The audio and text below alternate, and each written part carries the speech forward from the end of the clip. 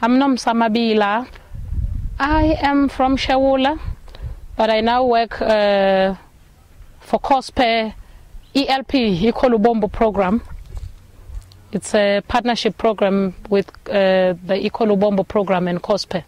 We have a collaboration with COSPE because COSPE works in the same communities. The project is covering, that is the CEPF project.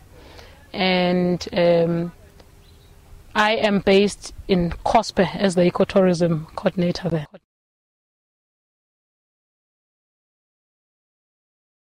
We've seen a community getting a lot of benefits from ecotourism. That community have 2,650 hectares of conservation area, and they are part of the Lubombo Conservancy.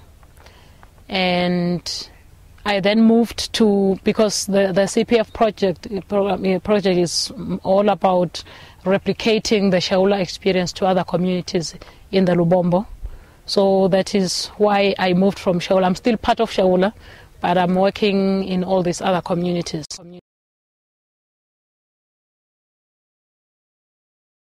There are critical areas that have already been mapped in the communities. What can we do as a community to do that? Mhlumeni area is a beautiful area, high biodiversity area.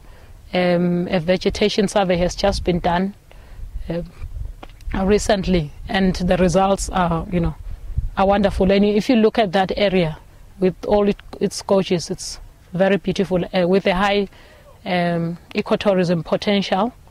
And the community there is really, into it and engaged. And they are now, driving us. They are so active, you can see that there is some empowerment that has happened in that community. And every time, I remember last week they called me, Nomsa, please come with a camera, come with the mlungu and the camera. We want them to take us a picture working, clearing their area. Because part of that, Mhlumeni is part of the Trans-Border project, Eco Trail project, with a small grant from GIZ also to build a camp in the community, ecotourism project, just a small thing.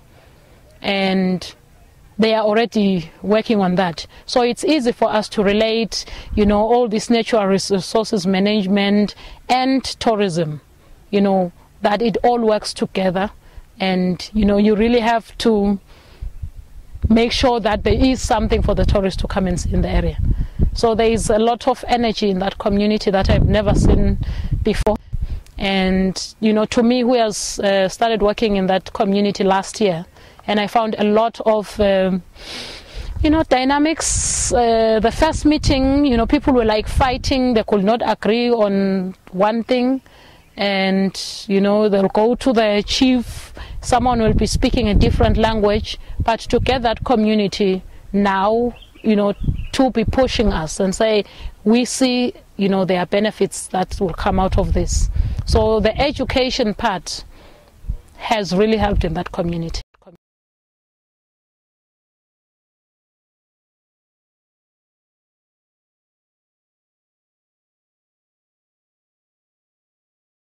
That community feels like, they are not pushed into a corner to make a decision about how they should manage their area.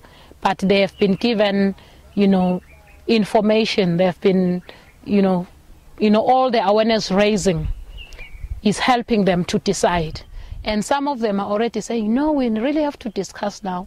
Now we want this area to be conserved. Because the first meeting, people were saying, no, don't bring all that thing, the bad experience we have had with Mlawula and all that.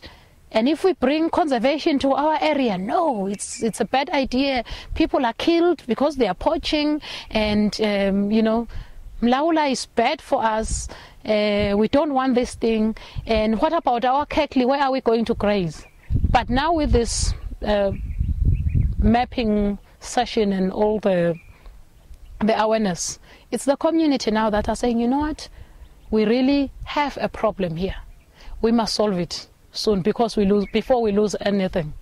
And they tell you that this area is overgrazed. this, plant is already extinct. It needs to be protected. We need everyone. And one thing, one thing that happened, I really, got excited and emotional at the same time. This one lady we were talking about, the harvesting of plants, because people harvest a lot of plants and they sell outside because someone is buying them across the border or in town, especially the medicinal plants.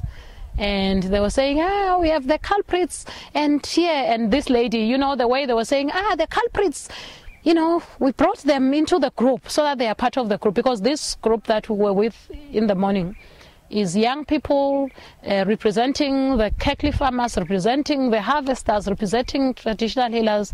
So this lady was saying, she raised her hand up, she said, I am one of those people, I'm one of those culprits, but today I have repented, There is something that has changed about, the whole situation.